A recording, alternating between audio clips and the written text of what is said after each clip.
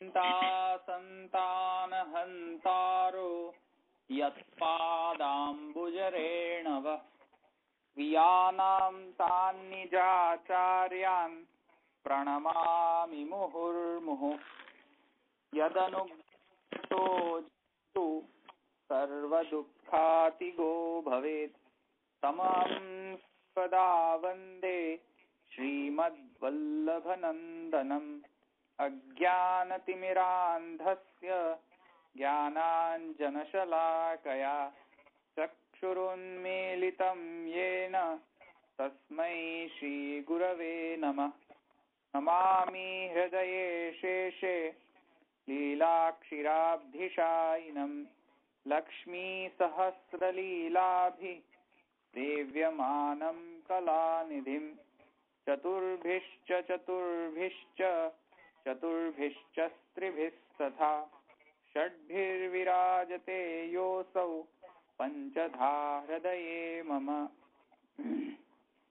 ગઈ વખતનું રિવિઝન આપણે કરવાનું છે વેરી બ્રીફલી, બહુ જ શોર્ટમાં, કારણ કે મને 3-4 મિનિટની અંદર પછી આગળ શરૂ કરવું છે। તો 3-4 મિનિટની અંદર કોણ એક લાઈનમાં જ, ઓનલી વન લાઈન। હા, કોણ બોલશે પહેલા કે હું સિલેક્ટ કરું? હા, જલ્દી, એક જ મિનિટમાં, સોરી 1 મિનિટ નહીં, એક જ લાઈનમાં, એક જ સેન્ટેન્સ, એક સેન્ટેન્સમાં બહુ સૂત્રમાં જ બોલી દો। અથ અતઃ બ્રહ્મ જિજ્ઞાસા। હા, તો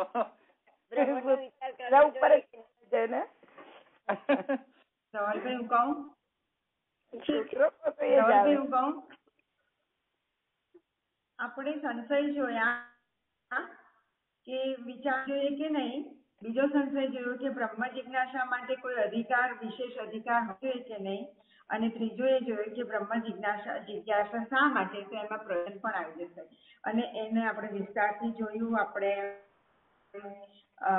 પુરુષોત્તમ કૃષ્ણચંદ્રજીના મત પ્રમાણે એ સંશયનું એનાલિસિસ જોયું આપણે। હા, તો હવે આગળ હું કહું ને ધવલભાઈ, વિચાર શાસ્ત્ર એ વેલિડ કરવો જોઈએ કે ન કરવો જોઈએ? હા બોલો સ્મિતાબેન, વિચાર શાસ્ત્ર માટે બાબતે શું આપણે જોયું? આપણે એને નહીં સ્મિતાબેન, એના માટે આપણે શાસ્ત્રમાં અધ્યયનની વિધિ બતાવી, એમાં 3 પ્રકાર બતાવી કે અધ્યાપન, અધ્યયન, બસ અધ્યાપન વિધિ બતાવી, અધ્યયન વિધિ બતાવી, પછી આગળ શું, એનાથી કન્ક્લુઝન શું આવ્યું એ બોલો। અધ્યાપન એમાં પ્રભુજી કહે છે કે વિચાર શાસ્ત્રની જરૂરિયાત છે। હા, કેમ જરૂરિયાત છે, કોણ બોલશે? કારણ કે એમાં 8 વર્ષના બાળકને કાપીને કરાવો તો એને માત્ર શબ્દનું જ્ઞાન થાય, અર્થનું જ્ઞાન થાય નહીં। એટલા માટે એને રુચિ ઉત્પન્ન થાય ત્યારે પછી વિચાર કરતા થાય ત્યારે એને વેદ માટે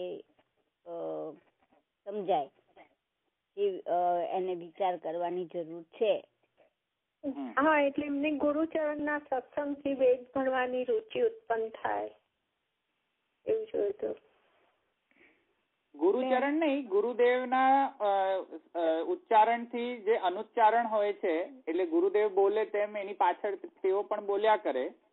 એ રહી ગયું બધું। જ્ઞાન થશે, અક્ષર જ્ઞાન પછી સત્સંગથી એને અર્થ જ્ઞાન થશે, પણ બ્રહ્મ જ્ઞાન નહીં થાય। હા, વળી જયારે બ્રહ્મચર્ય આશ્રમમાં જશે તો એ પછી સત્સંગી જુદા મળે, ગૃહસ્થ આશ્રમમાં પ્રવૃત્ત થાય, સ્વભાવ ભેદ થાય, મદમતી, આ બધાથી એનું આ જ્ઞાન પણ ભૂલાઈ જાય, અને એ બધા પ્રોબ્લેમ સોલ્વ કરવા વ્યાસજીએ વેદના વિભાગ કર્યા અને વિચાર શાસ્ત્ર કર્યું। વેરી ગુડ, આને સિંગલ સ્ટેટમેન્ટમાં શોર્ટ એન્ડ સ્વીટ આન્સર કહેવાય। Yes, very good. ઓકે, આગળનું એટલે સિદ્ધાંત જે દ્રઢ થયો એ કહી દઉં?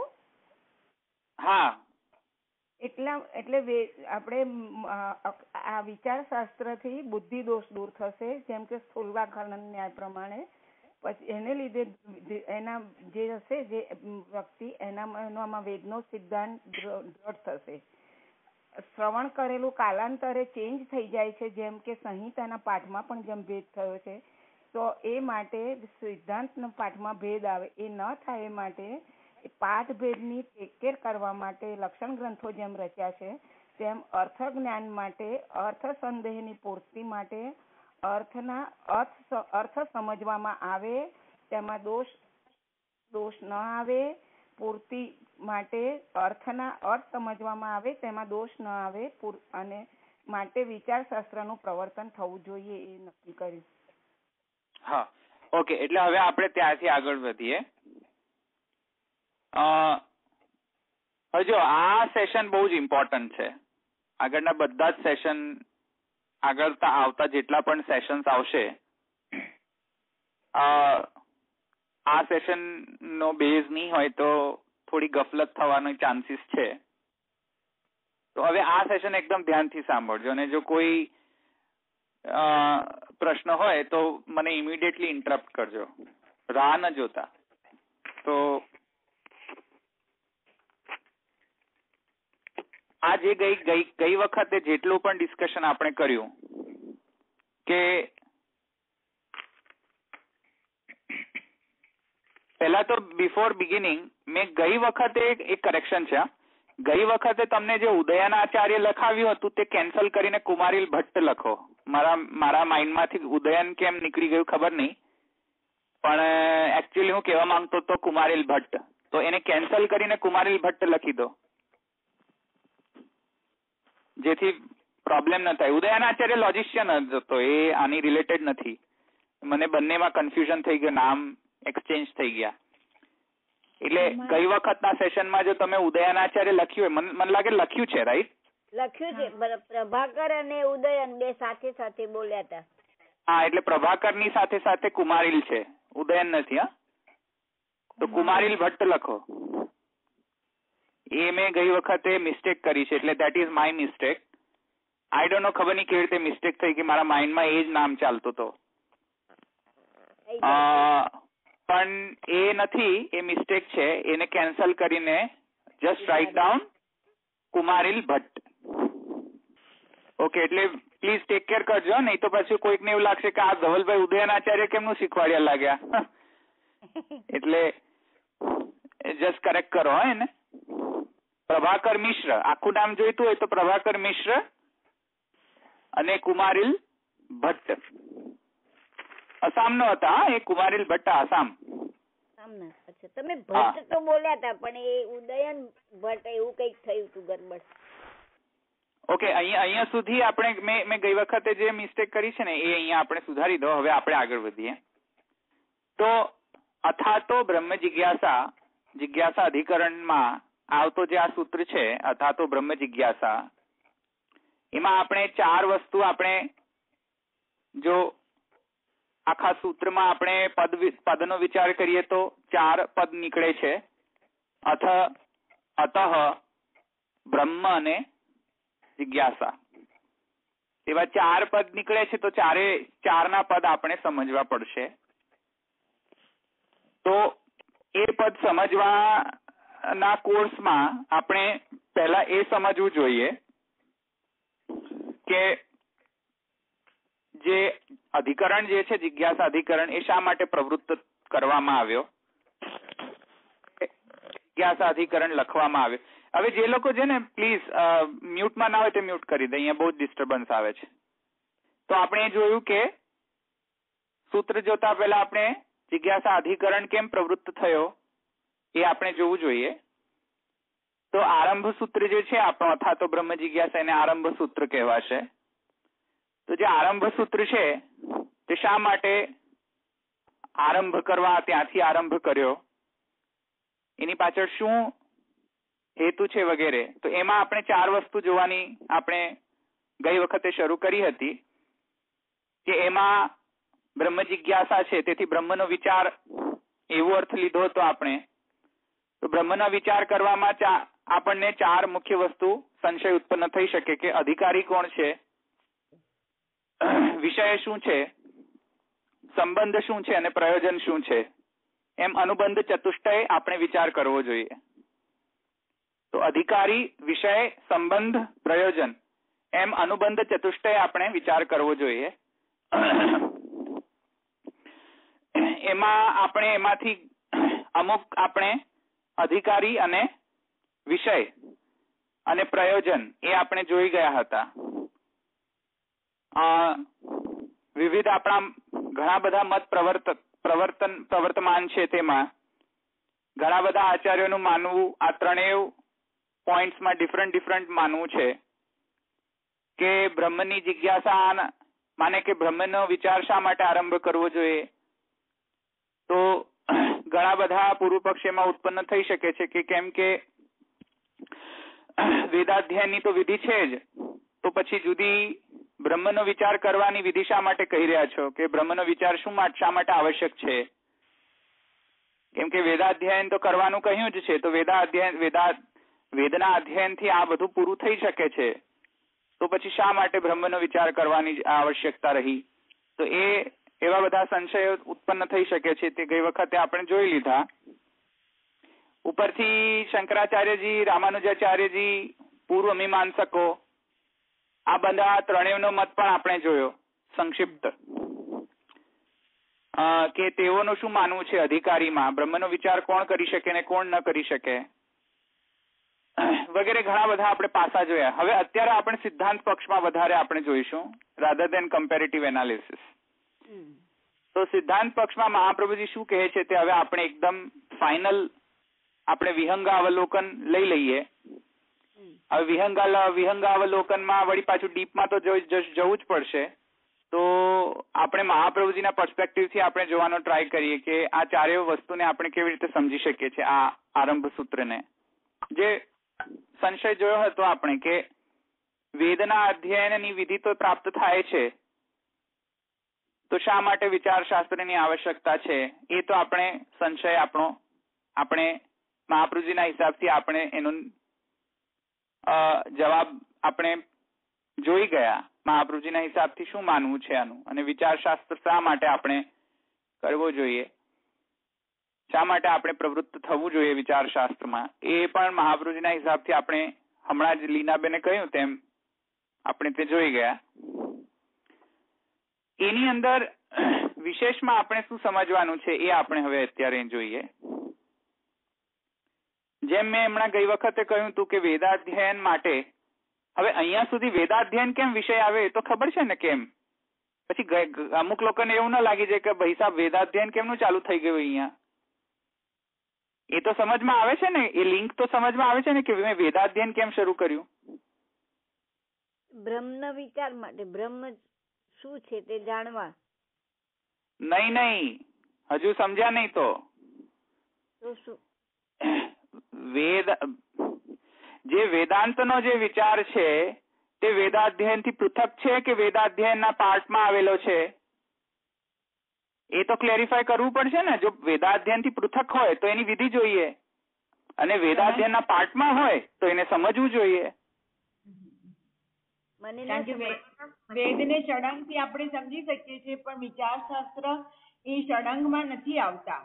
હા, એ સંશયને સોલ્વ કરી રહ્યા છે અત્યારે આપણે. કોઈ એવો સંશય કરે કે વેદના અધ્યયનમાં વિચારનો તો કોઈ વિધિ જ નથી, તો તમને કોણે કહ્યું વિચાર શાસ્ત્રમાં પ્રવૃત્ત થવાનું અથવા તો બ્રહ્મ જિજ્ઞાસા કરવાનું? વેદાધ્યયન કરી લો, પૂરું થઈ જશે બધું. સમજમાં આવ્યું ને? એ હું અહીંયા એડ્રેસ કરી રહ્યો છું, એટલે પ્લીઝ એને માઇન્ડમાં રાખો કે શું સંશય છે. નહીં તો દર વખતે સંશય બોલતો રહીશ તો હું જ સંશય પામી જઈશ કે હવે શું કરવું. તો પ્લીઝ યાદ રાખો એને કે સંશય શું છે. વેદાધ્યયન એના માટે આપ પૂછી રહ્યા છો, રાઈટ? હા, એટલે વેદાધ્યયન કેમ આપણો અહીંયા ટોપિક આવ્યો, કેમ કે આ બધા સંશય ઉત્પન્ન થઈ શકે ને કે વેદાધ્યયન કરી લો તો ઇનફ છે, પછી વળી પાછું એડિશનલી બ્રહ્મ જિજ્ઞાસા કરવાની શી આવશ્યકતા છે? રાઈટ, એ તો હા. અને જો ષડંગથી તમે વેદ સમજી ગયા હોય તો પછી વિચારની શું આવશ્યકતા છે? મને પ્રશ્ન જ બરાબર સમજાયો નહીં, એટલે બરાબર. તો વિચાર જો કરો તો પછી એ ઇન્ડિપેન્ડન્ટ શાસ્ત્ર થઈ જાય, વેદનો શાસ્ત્ર ન રહે. અને જો વેદનો જ અંગ હોય વિચાર તો એની વિધિ જોઈએ. વિધિ ક્યાં છે, બરાબર, કહ્યું ક્યાં છે વેદે કે વિચાર કરો? રાઈટ. એ તો વ્યાસજીએ વિચારશાસ્ત્રનો પ્રારંભ કર્યો, બરાબર. તો એ સંશય તો હજુ રહેશે જ ને. ફાઇનલી હવે આપણે એના સંશયનું નિરાકરણ આપણે જોઈએ. તો તમને યાદ હોય તો ગઈ વખતે આપણે 3 વિધિ જોઈ હતી વેદાધ્યયનની. તો વેદાધ્યયનની 3 વિધિ આપણે જોઈ હતી. અને અધ્યાપન સાંગો કઈક સમથિંગ. હા, એટલે પ્રથમ જે વિધિ હતી તે શું છે? સ્વાધ્યાયોધેતવ્ય. પ્રથમ જે અધ્યયનની વિધિ જે છે તેમાં છે સ્વાધ્યાયોધેતવ્ય. બીજી વિધિ છે અષ્ટવર્ષમ. શું હતું?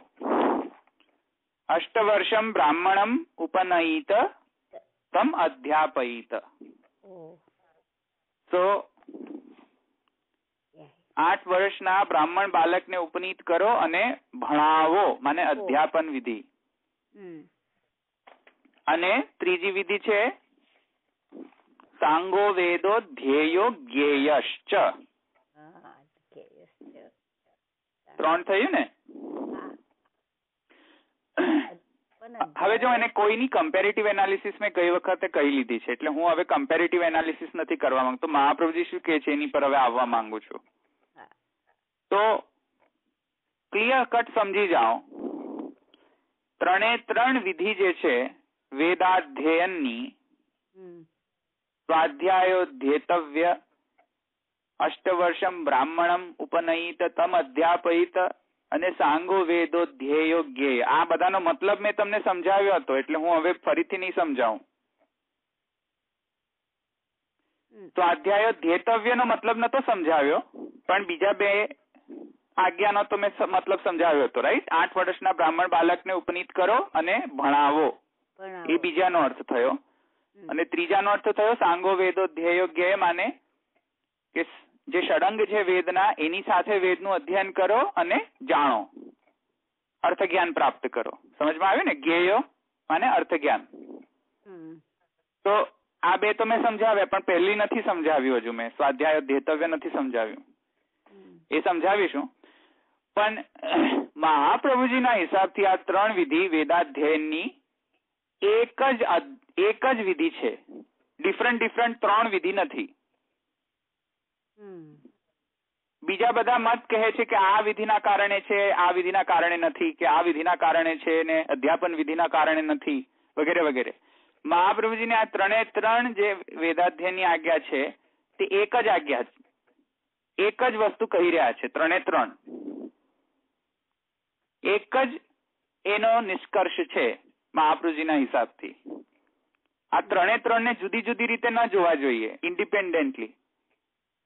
3 એક જ નિષ્કર્ષ. જેમ એક શાસ્ત્ર છે ને, તેવી રીતે આ પણ એક જ વસ્તુનું પ્રતિપાદન કરી રહી છે, એક જ સિદ્ધાંતનો. આ 3 મળીને. અને એ સિદ્ધાંત શું છે? મગજમાં બેસાડી દો એ સિદ્ધાંતને. આ 3 એક જ સિદ્ધાંતનું પ્રતિપાદન કરી રહી છે, જુદા જુદા સિદ્ધાંતોનું પ્રતિપાદન નથી કરી રહી. એના જસ્ટ ખાલી પાસા જુદા જુદા છે, જોવાના પાસા જુદા જુદા છે, પણ મૂળતઃ એક જ સિદ્ધાંતનું પ્રતિપાદન 3 વિધિઓ કરી રહી છે. શું? કે વેદનો અધ્યયન જે છે, સમજો, વેદનો અધ્યયન જે છે એ નિત્ય કર્મ હોવો જોઈએ, નિત્ય થવું જોઈએ. નિત્ય. It is not just bound by time, કે બ્રહ્મચર્ય આશ્રમ પૂરું થયું, વેદાધ્યયન બંધ કરી દો. જેમ આપણે એન્જિનિયરિંગમાં કરીએ છીએ ને, એન્જિનિયરિંગના કોર્સ ક્યાં સુધી ભણીએ, પુસ્તકો ક્યાં સુધી અધ્યયન કરીએ, જ્યાં સુધી એન્જિનિયરિંગ ડિગ્રી લેવાની હોય ત્યાં સુધી કરીએ. ડિગ્રી પાસ થઈ ગયા, પતી ગયું, હવે પુસ્તક કોણ વાંચે? એવું નથી આ બધી વિધિ. વેદનો અધ્યયન, અધ્યયનનો મતલબ પણ સમજાવીશું, પણ વેદનો અધ્યયન નિત્ય થવો જોઈએ, નિત્ય. સમજમાં આવ્યું કે નહીં? આ સિદ્ધાંત પહેલા સમજમાં આવ્યો મહાપ્રભુજીનો? હા. It is not time bound, કે it is not વર્ણાશ્રમ governed, કે આ વર્ણમાં કરો ને આ આશ્રમમાં કરો ને આ આશ્રમમાં નહીં ગણો, કે ગ્રહસ્થમાં પ્રવેશ કરો તો વેદાધ્યયન બંધ કરી દો. એવું કહેવાનો મતલબ નથી આ વિધિનો. ત્રણેયને સમજમાં આવ્યું? મહાપ્રભુજીને એ સિદ્ધાંત છે, આ ત્રણ વિધિ એક જ સિદ્ધાંત કહી રહી છે વેદાધ્યયન કરવાની, અને એ વેદાધ્યયન નિત્ય કરવું એમ કહી રહ્યા છે વેદમાં. હવે જોજે આના બધા ઇમ્પ્લિકેશન્સ બહુ છે. મેં અત્યારે આ વાત કેમ છેડી અથવા તો બ્રહ્મ જિજ્ઞાસામાં, એના ઇમ્પ્લિકેશન છે. તેથી એટલે વાતને સમજજો, પછી છેલ્લે સમજમાં આવશે કે આવું બધું કેમ સમજી રહ્યા છે આપણે. જરા મગજ ચલાવશો તો સમજમાં આવશે. ભાઈ બધી ને બધી વસ્તુ નહીં કહું તમને. તો અધ્યાપન વિધિ, અધ્યયન વિધિ, આ ત્રણેય મળીને એક જ સિદ્ધાંત કહી રહી છે અધ્યયન કરવાની. કયા પ્રકારનો અધ્યયન? નિત્ય અધ્યયન કરવાની. નિત્ય હોવો જોઈએ. હવે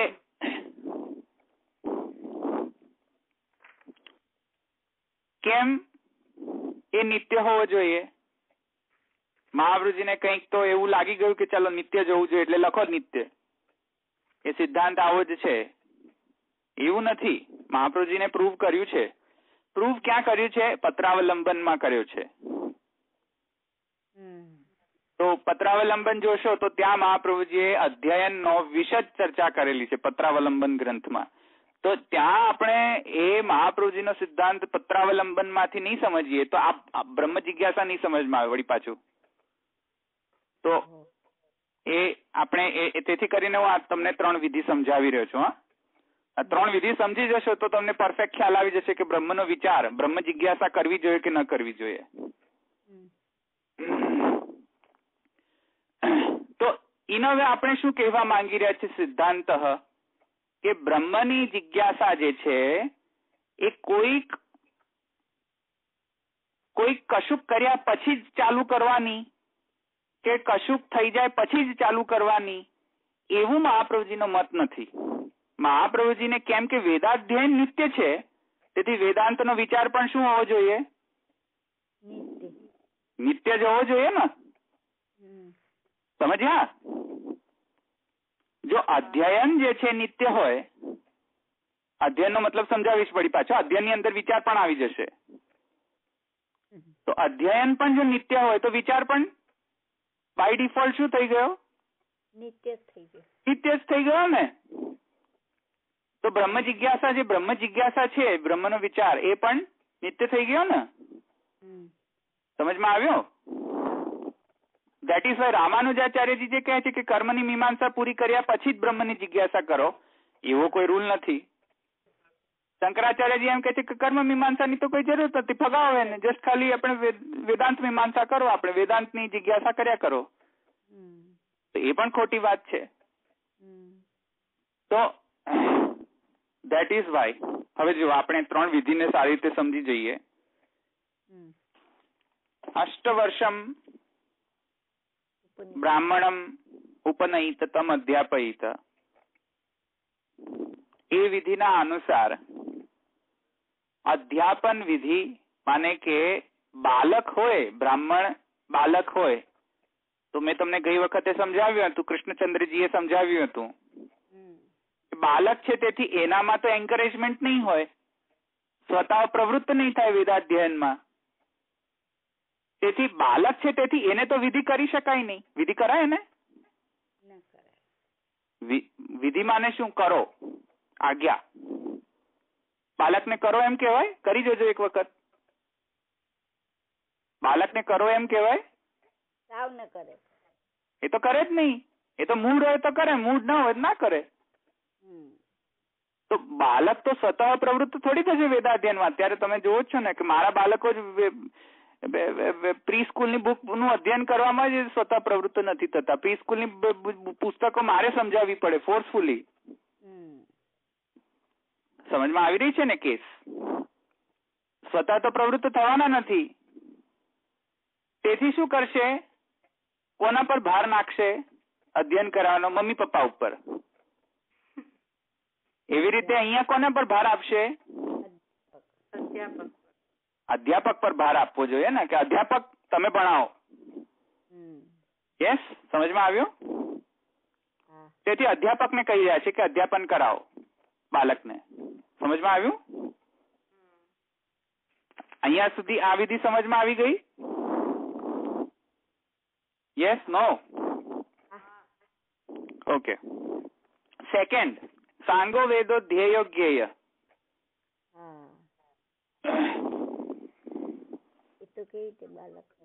સાંગો વેદો ધ્યેય કેવી રીતે ભણવાનું? પ્રકાર તો બતાવો. જ્યારે બાળકમાંથી વયસ્ક થાય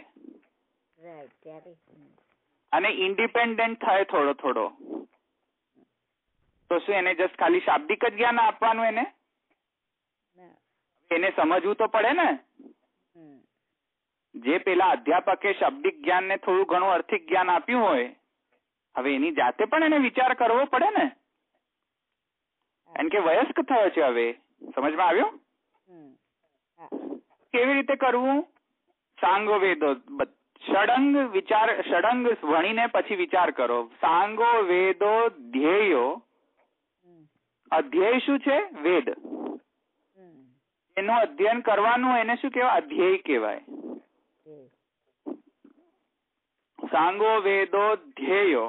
વેદ અધ્યેય છે. કેવી રીતે અધ્યયન કરશો? સાંગો વેદો. અને કેવી રીતે? જ્ઞેય, એટલે કે સારી રીતે અર્થ જ્ઞાન થાય તેવી રીતે અધ્યયન કરો ને. તો વયસ્ક થયું તો એને ખબર પડશે ને હવે કે ભાઈ એવી રીતે કામ નહીં ચાલે. હવે ABCD સમજી લીધું કે શાબ્દિક જ્ઞાન લઈ લીધું તો નહીં ચાલે. સમજમાં આવ્યું? અચ્છા, સાંગો વેદો ધ્યેય જ્ઞેય સમજમાં આવી ગયો ને? હવે મેન ઝઘડાની વસ્તુ આવી રહી છે. મેન ઝઘડાની વિધિ કઈ? સ્વાધ્યાયો ધ્યેતવ્ય. હવે ઝઘડો થઈ રહ્યો છે અહીંયા. સ્વાધ્યાયો ધ્યેતવ્ય. મોસ્ટ ઓફ પૂર્વ મીમાંસકો એમ માને છે. હા, તવ્ય પ્રત્યય છે. તેથી વિધિના કારણે આપણે અધ્યયન કરવું જોઈએ. મહાપ્રભુજી કહે છે નથિંગ ડુઈંગ. અહીંયા વિધિ છે જ નહીં. મીમાંસકો કહે છે અહીંયા વિધિ છે, તેથી કરવું જ જોઈએ. મહાપ્રભુજી ડિનાઇઝ, નો, ધીસ ઇઝ નોટ અ વિધિ. ધીસ ઇઝ જસ્ટ નોટ વિધિ. વાય? વિધિ કેમ છે એ તો તમને સમજમાં આવે ને. કેમ મીમાંસકોને એવું લાગે છે કે આ વિધિ છે? તવ્ય પ્રત્યય છે, તેથી તવ્ય પ્રત્યય હોય અત્યારે, તેથી તવ્ય પ્રત્યય બે અર્થમાં લગાવી શકાય. જો વિધિ હોય તો યા તો આવશ્યકતાના અર્થમાં કે પ્રશંસાના અર્થમાં હોય તો તવ્ય પ્રત્યય લગાવાય. સમજમાં આવ્યું? તવ્ય પ્રત્યય બે કેસમાં લગાવી શકાય. એક આવશ્યકતાના અર્થમાં,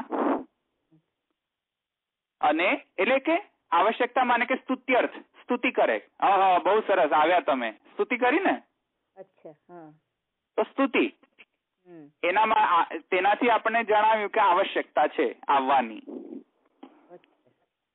અને તવ્ય પ્રત્યે બીજા અર્થમાં પણ વપરી શકાય છે, આજ્ઞાત્મક. આવો કે આય. સમજવા આવે ને?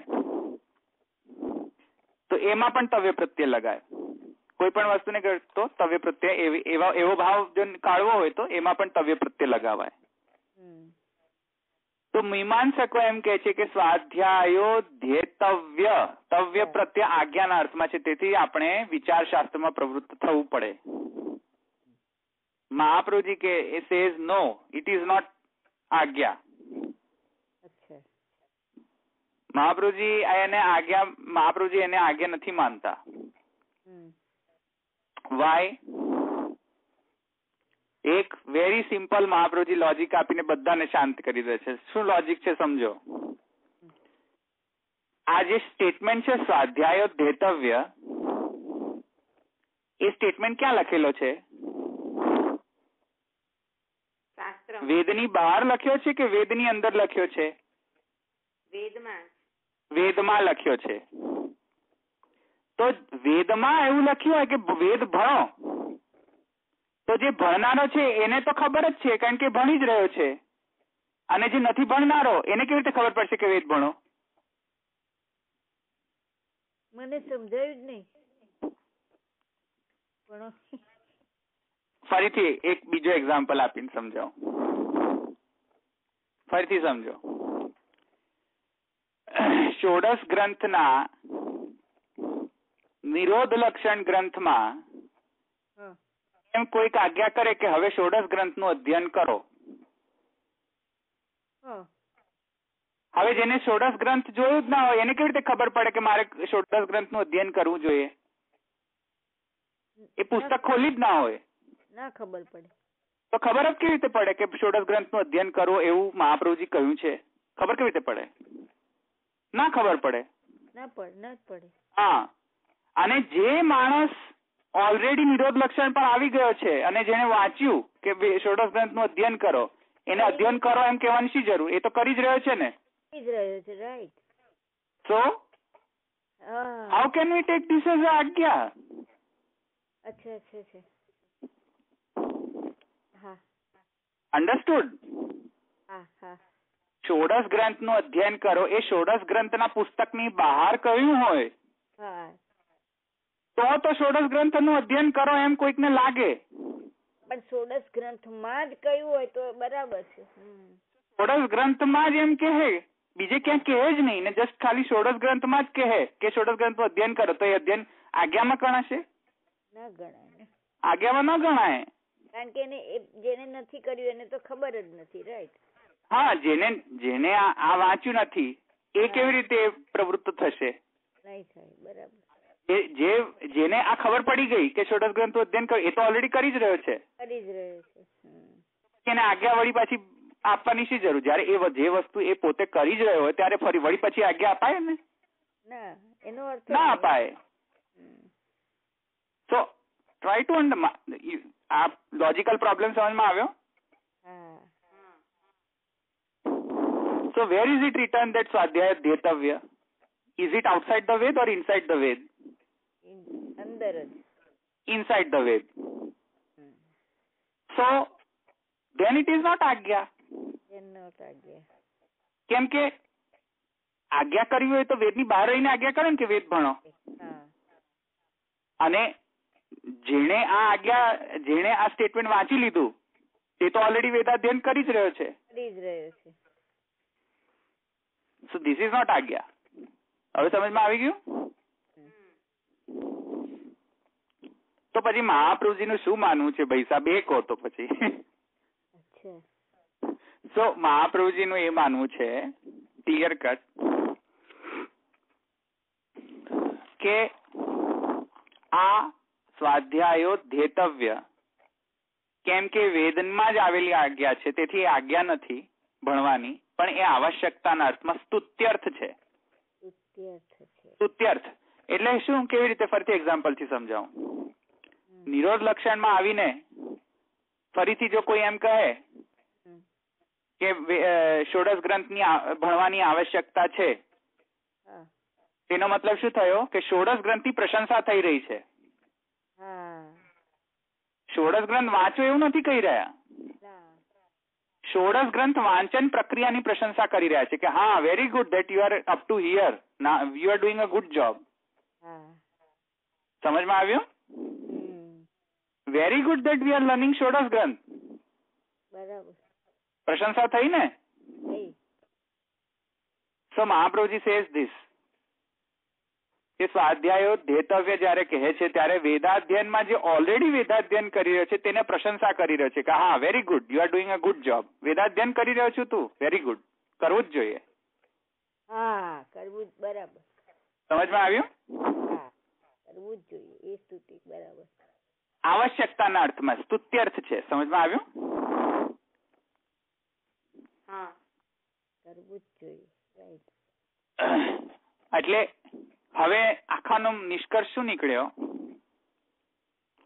નિષ્કર્ષ એ નીકળ્યો, હવે એક વાર સમજો, સ્વાધ્યાયનો અર્થ આપણે સમજી લે તો હમણાં સમજમાં આવી જશે. હવે તો તવ્ય પ્રત્યે તો સમજાવવા આવે ને, સ્વાધ્યાયો ધ્યેતવ્ય, તવ્ય પ્રત્યે ખબર પડી ગઈ ને? ક્યાં નથી, આવશ્યકતા છે, પ્રશંસા છે. અચ્છા, પણ હવે સ્વાધ્યાયનો મતલબ શું? સ્વ એટલે શું? પોતાનો, પોતાની જાતે અધ્યાય કરવું. એ તો સ્વનો એક મતલબ થાય પોતાની જાતે, રાઈટ? એ એક અર્થ થઈ શકે. સ્વનો મતલબ સ્વ શાખા નો અધ્યયન કરો, એ પણ અર્થ થઈ શકે. શાખા શબ્દ નો અધ્યાય કરો તો થઈ શકે ને એવું. તો સ્વ શાખા, કેમ કે વેદનાથી ઘણી બધી શાખાઓ છે, અનંત શાખાઓ છે. અનંત શાખા તો વાંચીને બિચારો ઉપર જતો રહે, અચ્યુતમ કેશવમ થઈ જાય. તો સ્વ શાખા, કોઈ કેમ કહે છે કે સ્વ મતલબ સ્વ શાખા. આવ્યું સમજમાં? મહાપ્રભુજી કહે છે નહીં, આ બંને અર્થ એટલા બધા ઇમ્પોર્ટન્ટ નથી. ઓકે, તો સ્વ એટલે કે પોતાની જાતે કરવું, ઠીક છે, વેરી ગુડ, ઇટ્સ ઓકે. સ્વ શાખાનું અધ્યયન કરવું, ઓકે, માઇટ બી. બટ જે ઇમ્પોર્ટન્ટ અર્થ આમાંથી સમજવાનો છે તે અહીંયાથી છે. આનાથી સમજમાં આવશે કે વેદાધ્યયન મહાપ્રભુજીને કઈક ટાઈમ બાઉન્ડ કોઈક એવી કોઈ એક્સરસાઇઝ નથી કે બસ ટાઈમ પૂરો થયો ને પતી ગયું, એવું નથી મહાપ્રભુજીનો મંતવ્ય. મહાપ્રભુજીને એવું પ્રૂવ કરવું છે કે વેદાધ્યયન એ જસ્ટ ખાલી શાબ્દિક કે આર્થિક જ્ઞાન ન હોવો જોઈએ. વેદાધ્યયનનો મૂળ હેતુ હોવો જોઈએ બ્રહ્મ જ્ઞાન, પુરુષાર્થ સાધક હોવો જોઈએ તે જ્ઞાન. અને તે જ્ઞાન આવર્તનથી જ થશે, વિચારથી થશે અને નિત્યથી થશે. નિત્ય કરશો તો જ રહેશે. જેમ કે ષોડશ ગ્રંથ નિત્ય નહીં ભણો પછી શું થશે? અમે તો ષોડશ ગ્રંથના એક્સપર્ટ છીએ, હવે અમારે બીજી વાર ભણવાની શી જરૂર? જેમ વાર્તા સાહિત્ય છે, આપણે આવર્તન કરીએ છીએ ને. વાર્તા સાહિત્ય એક વાત પૂરું થઈ જાય તો વળી પાછા આપણે ફરીથી એનું વળી પાછું અધ્યયન કરીએ છીએ કે નહીં? વળી પાછું આપણે એનામાંથી કોઈક ભાવ બીજો નેક્સ્ટમાં બીજો કઈક ભાવ આપણે સ્ફુરત હોય છે. પછી થર્ડ ટાઈમ કરીએ, ફોર્થ ટાઈમ કરીએ તો એમાંથી વધારે ને વધારે ભાવ નીકળતા જાય છે. સો ઇટ ઇઝ નિત્ય, રાઈટ? એવી રીતે વેદાધ્યયન પણ નિત્ય હોવું જોઈએ. ઓકે, એ મહાપ્રભુજીનો પક્ષ છે. હવે એ જોઈએ કેવી રીતે એ પક્ષ એસ્ટાબ્લિશ કરી રહ્યા છે સ્વાધ્યાયના અર્થથી. તો પોતાની જાતે અધ્યયન કરવું, ઠીક છે, ઓકે, એ તો કરવું જ જોઈએ. અને સ્વશાખા, ઠીક છે, એમાં મહાપ્રભુજીને એમાં કોઈ એવું નથી, મહાપ્રભુજી સ્વશાખા નથી માની રહ્યા,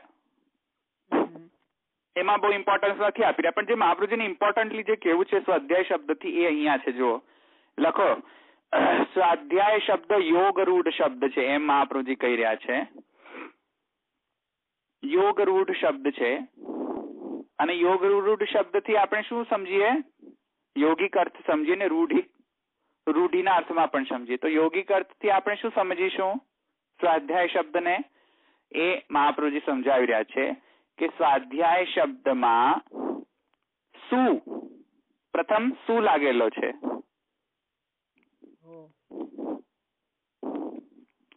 શું વત્તા આ વત્તા અધ્યાય, 3 પદ જોડાઈને સ્વાધ્યાય શબ્દ બન્યો છે.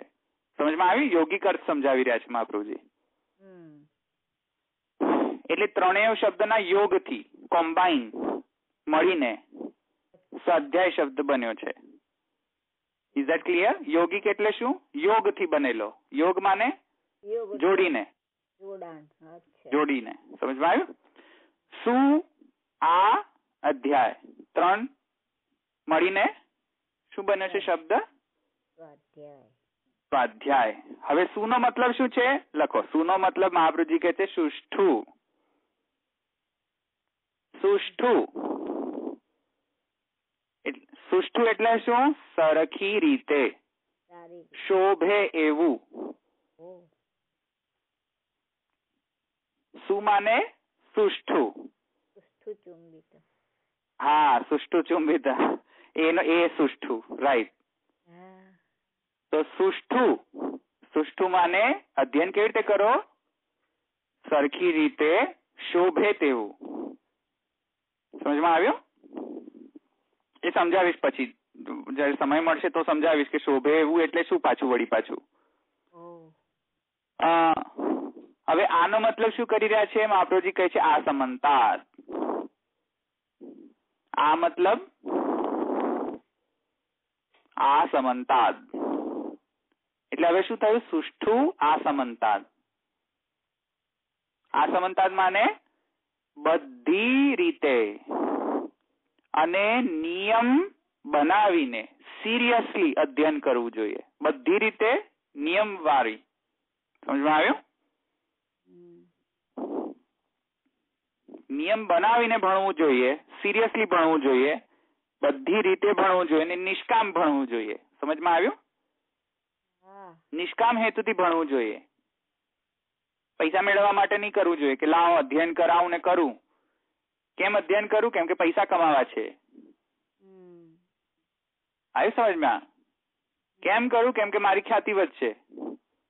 નહીં, ધેટ ઇઝ નથિંગ ડુઈંગ. નિષ્કારણ અધ્યયન કરવું જોઈએ. કેમ કરવું જોઈએ? બ્રહ્મજ્ઞાન. પુરુષાર્થ સિદ્ધ થાય, મોક્ષ પુરુષાર્થ સિદ્ધ થાય, બ્રહ્મજ્ઞાન સિદ્ધ થાય એવા નિષ્કારણ કારણ માટે અધ્યયન કરવું જોઈએ. સમજમાં આવ્યું? આ સમજતા જ સમજમાં આવ્યું? અધ્યેયો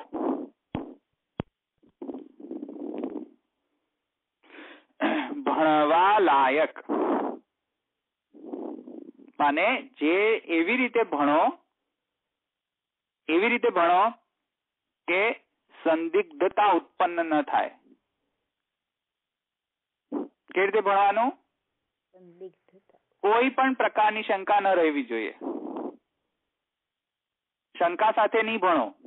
જો કોઈ શંકા ઉત્પન્ન થાય તો વિચાર કરો. સમજમાં આવ્યું? એવી રીતે ભણો કે બધા તમારા ડાઉટ્સ ક્લિયર થાય. જેટલા તમને ડાઉટ ઉત્પન્ન કરો એ બધા ઉત્પન્ન કરો અને એને ક્લિયર કરો.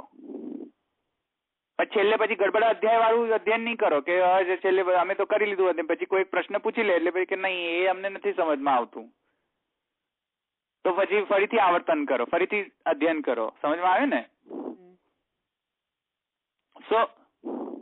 અને તવ્ય તો મેં સમજાવ્યું કે સ્વતંત્ર આવશ્યકતા સુત્યર્થ.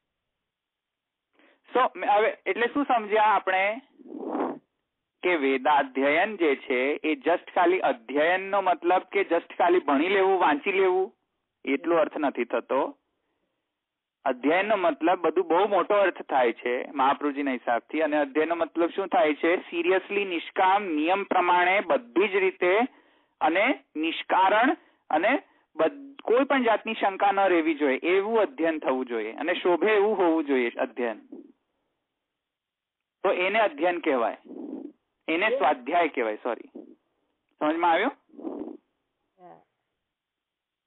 હવે એક વાત સમજો કે ગૃહસ્થાશ્રમ કે બ્રહ્મચર્ય આશ્રમ એમાં જ રહીને આ બધું પોસિબલ છે? કન્ટિન્યુઅસલી કરશો તો જ થશે ને. સતત એ પ્રક્રિયા ચાલુ ને ચાલુ સતત રહેશે સાયક્લિકલી. કે અધ્યયન કરશો, અર્થજ્ઞાન પ્રાપ્ત કરશો, વળી પાછી કોઈ શંકા ઉત્પન્ન થઈ, વળી પાછા તમે કંઈક વિચાર કરશો, તો વિચાર કરવાની આવશ્યકતા તો આવી ને હવે. તો સંદિગ્ધતા કેવી રીતે જશે? કોઈક તમને પ્રશ્ન થયો, કોઈક તમને સંદિગ્ધતા આવી, તો તમે એનો વિચાર તો કરવો પડશે ને. પેલી આગળની જે શ્રુતિ છે, આગળ ભણ્યા પાછળ ભણ્યા, એની કંઈક સંગતિ તો બેસાડવી પડશે ને, વિચાર તો કરવો પડશે ને. સમજમાં આવ્યું?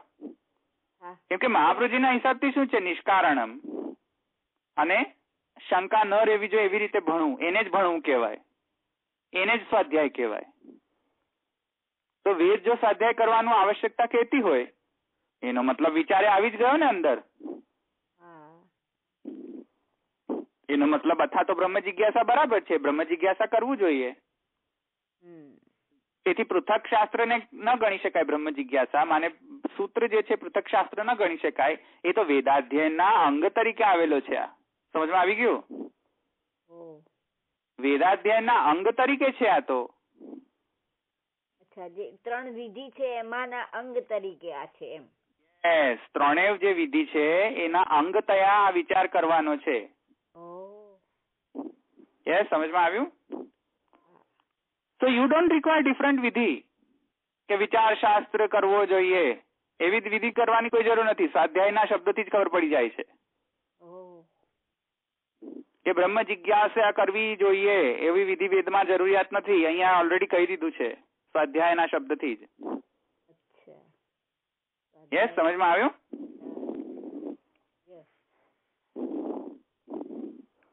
વેદાંતિ જે છે માને શંકરાચાર્ય શાંકર મત જે છે એને કેવી રીતે નિરસ્ત કરે મહાપ્રભુજી એ જ સમજો. મહાપ્રભુજી સ્વાધ્યાયને જસ્ટ ખાલી જ્ઞાન પરક નથી ગણતા. મહાપ્રભુજી જે સુષ્ઠું કહી રહ્યા છે એનાથી અનુષ્ઠાન પણ કહી રહ્યા છે. મતલબ કે જે તમે જાણતા હો કે જે તમે જાણવા માંગી રહ્યા છો એને સાથે સાથે અનુષ્ઠાન પણ ન કરો તો એ સ્વાધ્યાય નથી. જાઓ,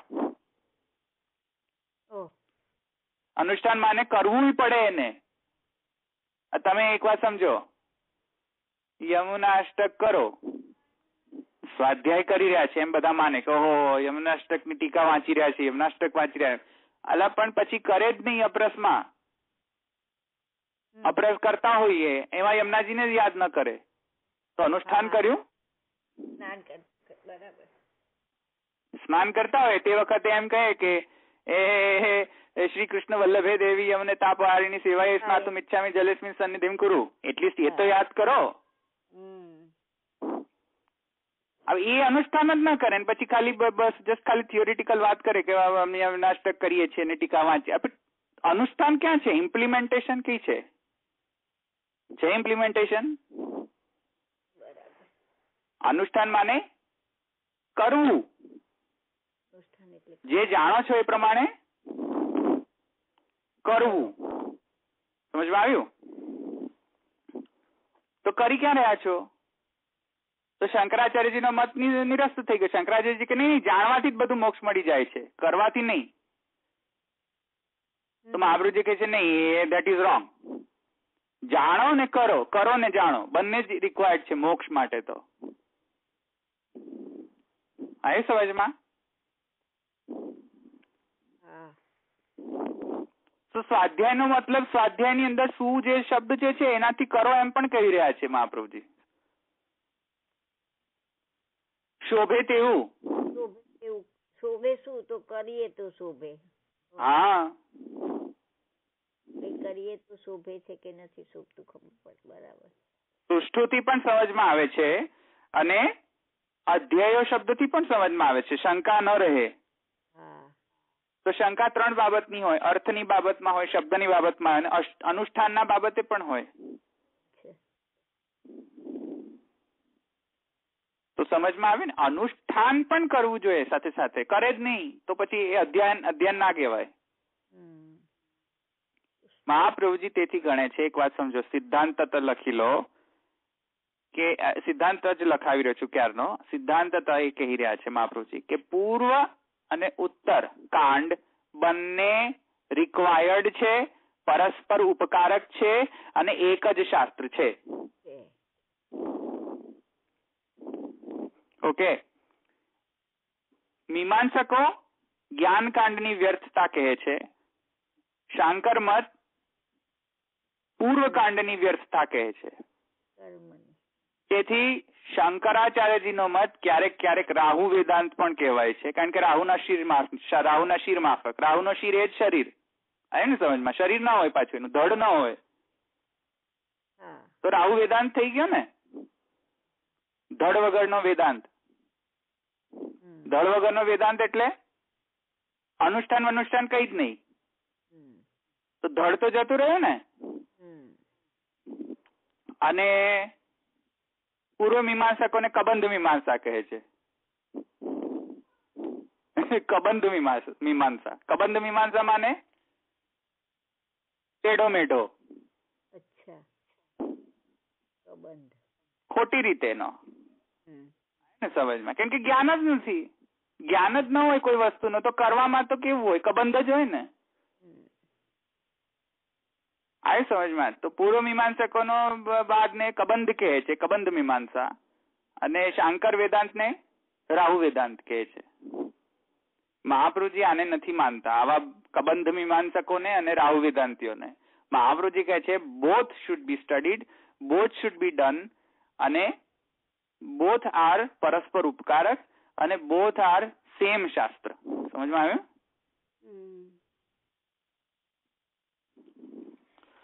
આના ઇમ્પ્લિકેશન્સ પછી આવશે, કારણ કે પછી અથ શબ્દનો આનંતર્ય અર્થ નીકળી જશે પછી, તો એના ઇમ્પ્લિકેશન્સ આવશે પછી, એટલે હું સમજાવી રહ્યો છું. તો અહીંયા સમજમાં આવી ગયું?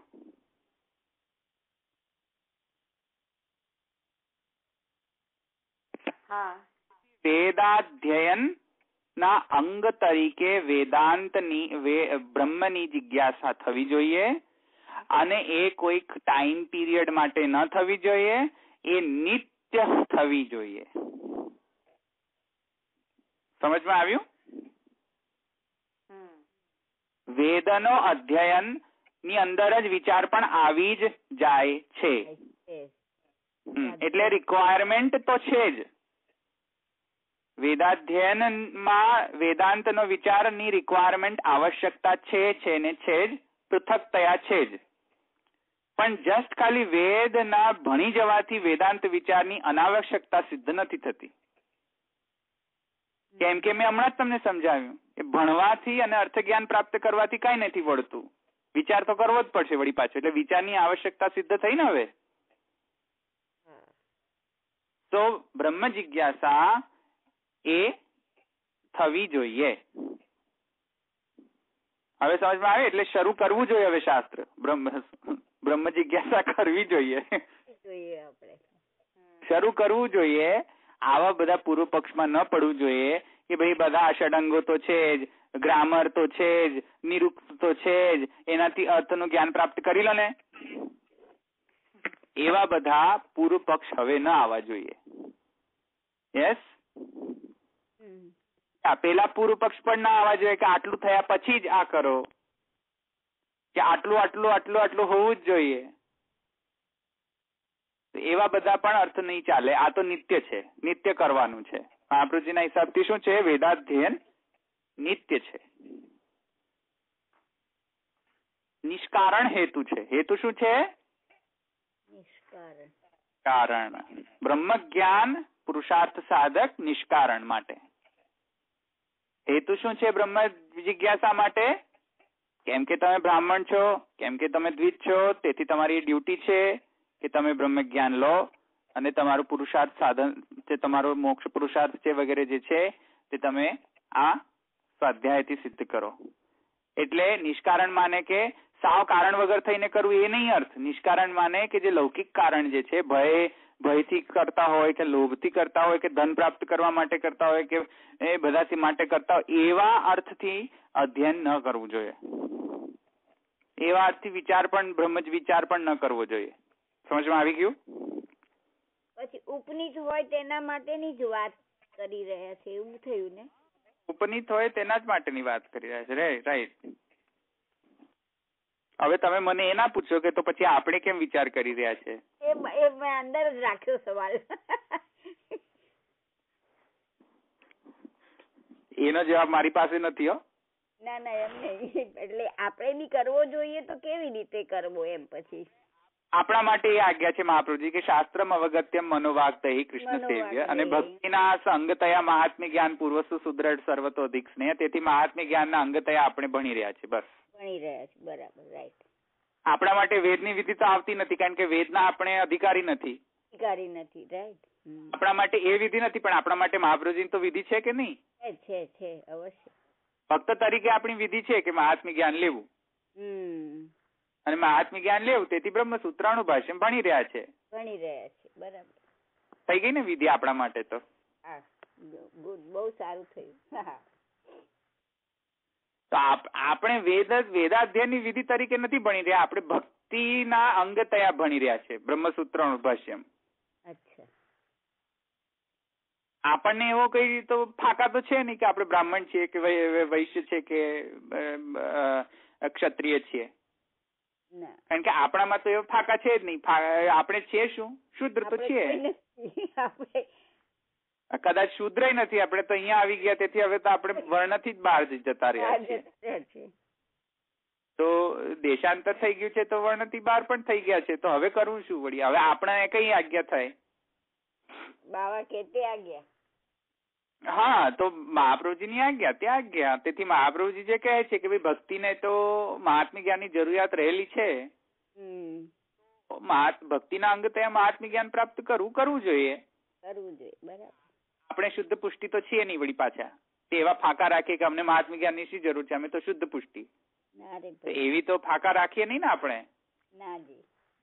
અને પુષ્ટિ નથી વળી પાછા કે જેમાં સમ્યકતયા બંને જ પરફેક્ટલી સિદ્ધ થયું હોય, જ્ઞાન અને સ્નેહ. ક્યાંક આપણે કોઈક કોટીમાં આવી રહ્યા છીએ, ક્યાંક કોઈક મર્યાદા કોટીમાં આવી રહ્યો છે, પુષ્ટિ મર્યાદા, ને કોઈક પુષ્ટિ પ્રવાહના કોટીમાં આવે, તો એને તો મહાત્મ્ય જ્ઞાનની આવશ્યકતા રહેશે જ ને. હા, તો એના અંગતયા આપણે બ્રહ્મસૂત્રનું ભાષ્ય વાંચી રહ્યા છીએ, બાકી તો બીજી કોઈ વિધિ આપણા માટે લાગુ પડતી નથી. પણ જે લોકો વૈદિક છે અને જે લોકો વર્ણાશ્રમ ધર્મના તહેત કરી રહ્યા છે તે લોકો માટે તો વિધિ જોઈએ ને. તો આ એના માટે છે એકચ્યુઅલી. આપણી વિધિ મહાપ્રભુજી દ્વારા પ્રાપ્ત થઈ રહી છે, અને મહાપ્રભુજી જે એનાલિસિસ કરી રહ્યા છે તે તેમના વેદના અનુસાર એનાલિસિસ કરી રહ્યા છે. પણ આપણા માટે તો મહાપ્રભુજી જ સોર્સ કહેવાશે ને, કારણ કે અને મહાપ્રભુજી ક્યાંથી પણ લાવશે, મહાપ્રભુજી વેદમાંથી લાવશે કે શાસ્ત્રમાંથી લાવશે, એ મહાપ્રભુજીને જોવાનું છે. એ હેડેક મહાપ્રભુજીનો છે, આપણો હેડેક નથી એ. કારણ કે we are out of our Ashram. We are nobody to decide કે what is our vidhi and what is not our vidhi. Because we ourselves don't follow vidhi. We ourselves are not under the varnashram dharma. સમજમાં આવ્યું ને? આપણે કોઈ દ્વિજ તો છીએ નહીં, આપણે ઉપનીત તો છીએ નહીં, આપણે વર્ણાશ્રમ ધર્મના કોઈ પણ ધર્મ પાલન કરતા છીએ નહીં. હા, કદાચ સ્માર્ત ધર્મ થોડા ઘણા આપણે સંસ્કાર કે વિધિ કે શૌચ વિધિ કે અશૌચ વિધિ થોડા ઘણા પાલન કરીએ છીએ, બાકી તો કઈ અગ્નિહોત્રી યજ્ઞ કરો છો? કોઈ જનેઉ ધારણ કરો છો? કોઈ નથી કરતું. સ્ત્રીઓ ન કરી શકે ને એમ કે છે. નહીં, સ્ત્રીઓ ન કરી શકે, પણ સ્ત્રીઓના પતિ તો કરી શકે કે નહીં? એ તો કરે છે. તો એ તો પ્રોબ્લેમ છે ને. એટલે તો સિદ્ધાંત પક્ષ સમજમાં આવી ગયો. વિચાર શાસ્ત્રની આવશ્યકતા છે, જે મેં તમને ગઈ વખતે કહ્યું હતું કે વેદાંત મંદ અને મધ્યમ અધિકારીઓને તો સંદેહ થશે જ, અને સંદેહના નિવૃત્તિ માટે તેમને કરવું જ પડશે, અને જે ઉત્તમ છે તેને દ્રઢીકરણ માટે વિચાર આવશ્યક છે. કેમ કે પેલી જે મેં હમણાં જ તમને કહ્યું કે અધ્યાયનો અર્થ શંકા વગરનો થયો, એવું અર્થ થયું. તો શંકા વગર અને મંદ અને મધ્યમ અધિકારીને જ શંકા થશે ને, ઉત્તમને તો થવાની નથી વળી પાછી. ઉત્તમને કેવી રીતે પછી તો વેદાંત વિચારનો આવશ્યકતા થઈ? તો એ આવી રીતે કે દ્રઢ કરવા માટે. હા, તો ઉત્તમાન પ્રતિતુ દાર્ઢ્ય એવ, તો દ્રઢીકરણ માટે ઉત્તમને કહેવામાં આવી રહી છે. મંદ અધિકારી અને મધ્યમ અધિકારીઓને તો સંદેહ નિવૃત્તિ કરવા માટે તો કરવું જ પડશે વિચારશાસ્ત્ર. તેથી વેદાંતના સૂત્રનો અધ્યયન કરવું જોઈએ, વિચાર કરવો જોઈએ. હવે સમજમાં આવ્યું? આપણે પુષ્ટિ માર્ગીએ પણ વિચાર કરવો જોઈએ. એ મેં હમણાં તમને વિધિ બતાવી દીધી. આપણા મંદ અને મધ્યમમાં જ ફોલ કરીશું, અને ઉપરથી આપણે વેદમાં તો વિધિ આપણી પર લાગુ નથી થઈ શકતી, પણ મહાપ્રભુજીની વિધિ તો લાગુ થાય છે ને. તે વિધિ અનુસાર આપણે પણ કરવું જોઈએ. એટલે આપણે પણ સૂત્ર સમજવું જોઈએ અને ભાષ્ય સમજવું જોઈએ. એ આપણને પ્રાપ્ત થયું. ઓકે, એમ કે આ તો ખાલી છે ને શું સમજવાનું, આપણે તો સેવા કરો, એ નિરસ્ત થઈ ગયો ને મત. આપણે શું કહીશું? કબંધ સેવા. હા, એવી એક બંધ સેવા. બરાબર. સેવા કેવી સેવા કરો? બસ પેલા મીમાંસકોની જેમ. મીમાંસકો શું કહે છે? કરો બસ, સમજવાની શી જરૂર છે? એવી રીતે આ લોકો મીમાંસકો જ છે ને, કબંધ મીમાંસકો. શું કે છે? સેવા જ કરવી છે ને, ભણીને શું કરવું છે? છેલ્લે તો સેવા જ કરવી છે ને. તો પછી મીમાંસકો એવા જ કહે છે ને. પ્રભાકર અને કુમારીલ ભટ્ટ શું કહે છે? અલ્ટિમેટલી બધું કર્મ જ કરવું છે ને. કર્મથી તો મોક્ષ પ્રાપ્ત થશે ને, તો જાણવાની શી આવશ્યકતા? મેલો ને, મૂકો ને જાણવાની વ્યથા બધી. તો આપણે એ લોકોને શું નામકરણ કરીશું? કબંધ સેવકો. અને જે લોકો એમ કેતા હોય કે બસ જાણો જાણો જાણો, બસ સેવા કરવાની આવે, બાપા બાપીઓ જે કહે છે ને, જે એ વિપ્રયોગ નો અનુભવ કરો. એ લોકો રડતા હોય છે પણ સાચે જ આપણે કઈક નામ આપવું જોઈએ. રાહુ. સો આ લોકોને આપણે શું કહીશું? રાહુ બાપાઓ અને કબંધ સેવકો. અને ધવલભાઈ ઘણી વાર એવો પ્રશ્ન થાય કે આ આપણે સમજાવ્યું ને આ સ્વાધ્યાય નો અર્થ, તો આટલા પ્રખર બીજા આચાર્યોને કોઈને પણ આવું મહાપ્રભુજી જેવું કદી સૂઝ્યું જ નહીં હોય? નહીં સૂઝ્યું ને. આ સિમ્પલ જે પેલું મેં કહ્યું તેમ. હા, હું આટલું સિમ્પલ વાત હતી તો એ એમને કેમ નહીં સૂઝી હોય? આ તો પણ શું કરે હવે? આચાર્યો તો છે ને, એમનામાં તો એ છે જ ને બધું. પદ્મામાસી, તમે આચાર્યની વાત કરો છો, પણ આજે આપણને મહાપ્રભુજીના સિદ્ધાંતો બધાને શું નથી ખબર? આટલું બધું આપણે બાવાનું સાંભળીએ, બધાનું સાંભળીએ, તો આપણે કેટલા ફોલો કરી શકીએ છીએ? અને આચાર્યોને તો કદાચ આજ્ઞા હતી ને કે અન્યને આ બધા આ માર્ગમાં ના આવી, એટલે આવા બધા શાસ્ત્રો ઉત્પન્ન કરો, એટલે કદાચ એમણે એવું રીતનું કર્યું પણ હોય. એટલે એમને તો ઉત્પન્ન કરવાની આજ્ઞા હતી. જયારે આપણને તો માફી પણ ન મળે. હા, એટલે વલ્લભાષ્ટકમાં કહે છે ને, તે દ્વિતીય શ્લોકમાં જ કહે છે ને, નાવિર ભૂયાત ભવાંશે દધિધરણી તલમ ભૂતનાથો દતાસન માર્ગ ધ્વંતાંત તુલ્યમ નિગમ પથગતો દેવ સ્વર્ગે જાતા ઘોષાધીશમ તદે મેં કથમ મનુજા પ્રાપ્નુયોર નૈવ દૈવી સૃષ્ટિ વ્યર્થા છે ભૂયાન નિજ ફલ રહેતા દેવ વૈશ્વાન રેશા. છે ને, ભૂતનાથને આજ્ઞા કરે છે. પણ એ તો એક જ ને, પણ બીજા બધા આચાર્યો, રામાનુજાચાર્ય, પછી માધવાચાર્ય, એ તો બધા થોડા શંકરાચાર્ય જેવા છે. આ તો નથી ને, કેમ કે મહાપ્રભુજી નો મત નિર્ગુણ મત છે, બીજા બધા સગુણ છે. તો જેમ નિર્ગુણ હશે તે જ તો આવું કહી શકશે ને. માધવ મત તામસ છે ને રામાનુજ મત રાજસ છે. અને નિમ્બાર્ક જે છે સાત્વિક છે. આઈ થિંક નિમ્બાર્કાચાર્યજી માટે સાત્વિક શબ્દ યુઝ કર્યો છે, યા રામાનુજ માટે સાત્વિક યુઝ કર્યો છે. બે માંથી એક છે, હું ભૂલતો ન હોતો. નિમ્બાર્ક ને રાજસ કહે છે, રામાનુજ ને સાત્વિક કહે છે, મે બી સમથિંગ. પણ માધવ મત ને તો તે તામસ કહે છે. વિષ્ણુ સ્વામી મત ને તામસ કહે છે. સોરી. હા, ઓકે. સો મહાપ્રભુજીના ભક્તિ માર્ગના હિસાબે નિર્ગુણ ભક્તિ માર્ગ મહાપ્રભુજીનો છે. અન્ય જે ભક્તિ માર્ગો છે યા તો તામસ છે, રાજસ છે, યા તો સાત્વિક છે ભક્તિ માર્ગ. કે હવે કાંઈ સંદેહ નથી. રાઈટ? બ્રહ્મ જિજ્ઞાસા કરવી જોઈએ કે નહીં કરવી જોઈએ? કરવી જોઈએ કે નહીં કરવી જોઈએ?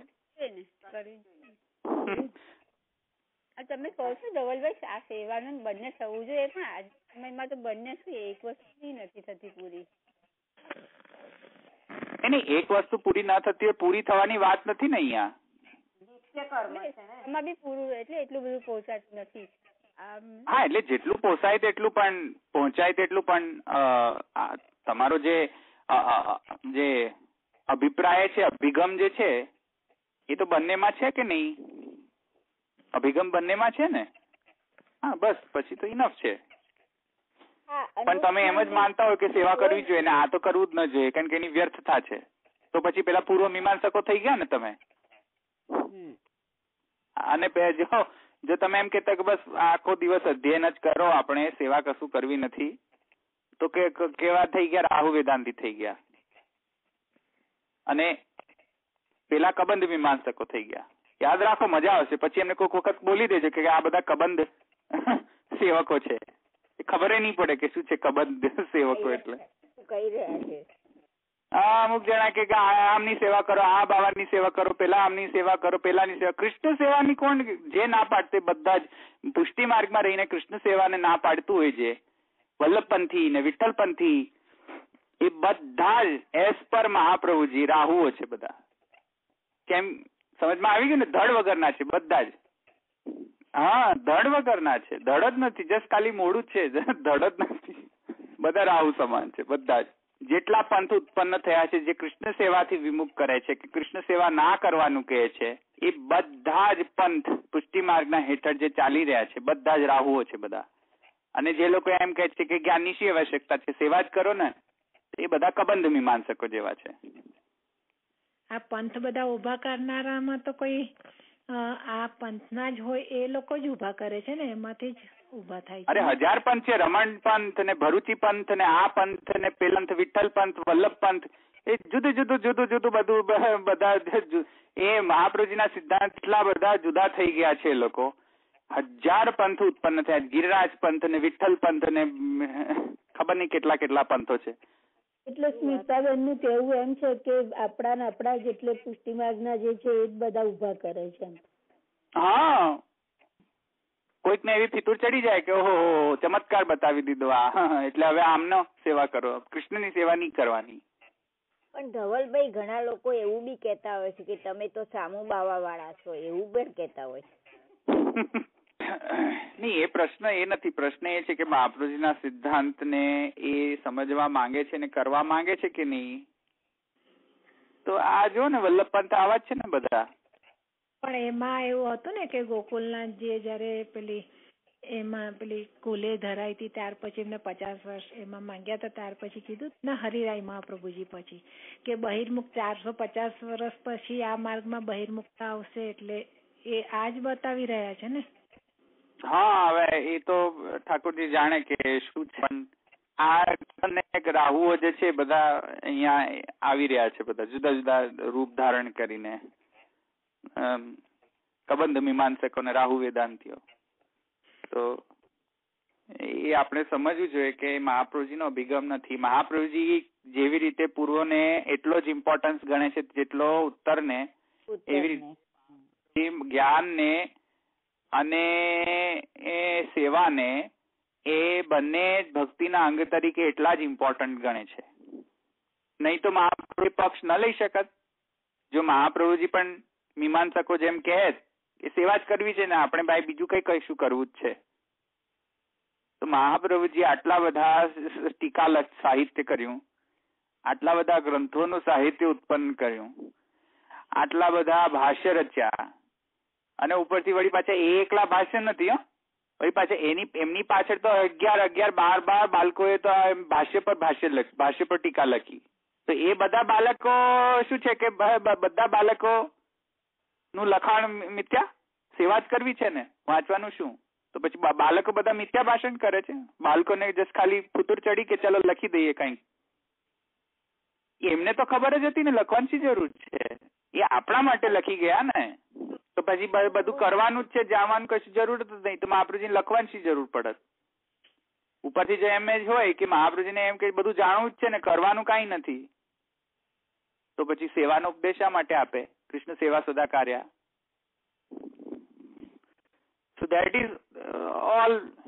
આ બધા જે બધા જુદા જુદા પંથો ઉત્પન્ન થયા છે, જે કૃષ્ણ સેવાથી વારણ કરે છે, તે લોકો તો બધા જ કોના ભક્ત છે? શિવજીના. મોહ શાસ્ત્ર કારય રુદ્ર મહાભાવો મોહ શાસ્ત્રાણી કારય. ઠાકોર આજ્ઞા શું હતી? મોહ શાસ્ત્ર ઉત્પન્ન કરો. હા, મોહ શાસ્ત્ર ઉત્પન્ન કરો ને જુદા જુદા કૃષ્ણ સેવાથી વિમુખ કરો, બસ એટલું મને જોઈએ. તો બધા શિવજીના ભક્ત છે. ભલે સેવા કરે બેઠકજીની, સેવા કરે ને સેવા કરે ગિરિરાજજીની ને સેવા બીજાની, શિવજીના ભક્ત છે. મોહ શાસ્ત્રાણી કારય. કૃષ્ણ સેવા નથી કરી રહ્યા અને કરવી જ ન જોઈએ. એ વાર મોહ શાસ્ત્ર થી જે મોહિત થઈ ગયા હોય બધા, તો પુષ્ટિ માર્ગ થી મોહિત નહીં, પુષ્ટિ માર્ગ માં આવીને શિવજી થી મોહિત થઈ ગયા છે. મોહિત થઈ ગયા. મહાપ્રભુજી થી મોહિત થાય તો બહુ સારું. શિવજી થી મોહિત થઈ ગયા છે. તોમ ચ રુદ્ર મહાભાવ મોહ શાસ્ત્રાણી કાર્ય. બસ તમારા લોકોને તો આ જ એપ્લિકેબલ છે.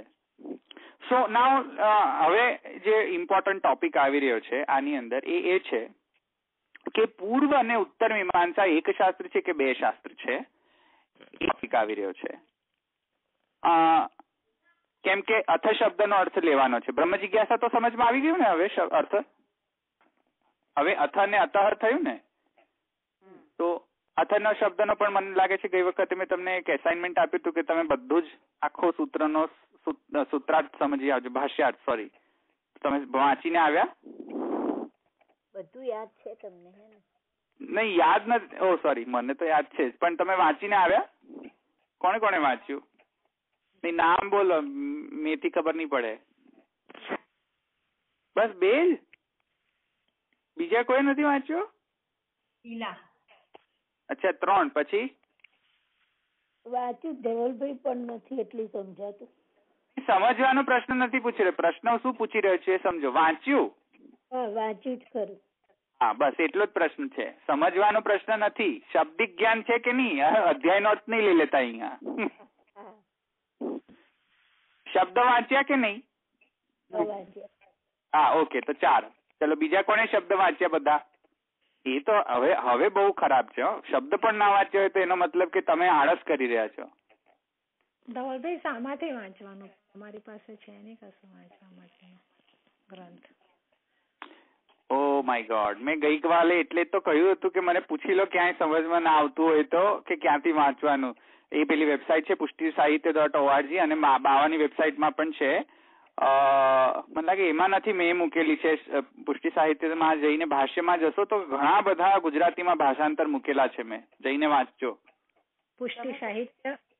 હા એમાં જ જઈને જોઈ લેવાનું, બધા છે જ એની અંદર. દર વખતે કહેવાની જરૂર નહીં, ત્યાં જઈને જોઈ લેવાના. તો આ તો બહુ શેમફુલ છે. હા તમે એટલે તમે નહીં સ્મિતાભાઈ, તમને નહીં કહેતો, પણ જેને ખબર હતી ને ના વાંચી એ તો બહુ શેમફુલ છે. એટલે શાબ્દિક શબ્દ તો વાંચ્યા રહેવા જોઈએ, જેની પાસે પુસ્તક છે તેમને, કે જેમની પાસે PDF છે તેમને.